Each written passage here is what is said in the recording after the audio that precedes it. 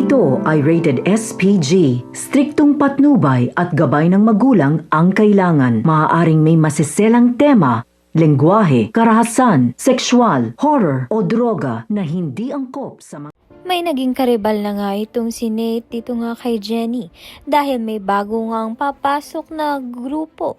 Ito nga ang BGYO.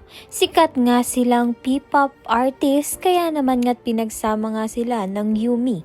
Dito na nga isa sa mga kagrupo ng BGYO ay nabighani nga dito kay Jenny. Samantalang pasilip-silip at pasulyap-sulyap naman nga itong si Nate sa ginagawa nga nito ni Jenny at ng isa sa member ng BGYO.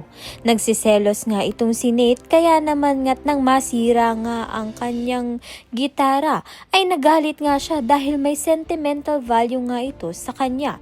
Sa kabilang banda naman nga hindi na nga malaman ni Jenny ang kanyang nararamdaman kay Nate kaya naman nga't pinipili nga niyang iwasan at layuan nga itong si Nate. Hinahanap nga ni Nate itong si Jenny. Subalit nagtatago nga itong si Jenny kaya naman nga't sinagot siya nito ni Dara. Tinanong nga ni Dara si Jenny kung bakit nga niya iniiwasan itong si Nate. Kaya naman nga't yan at iba pa ang dapat nating pakaabangan. Maraming salamat sa iyong panonood.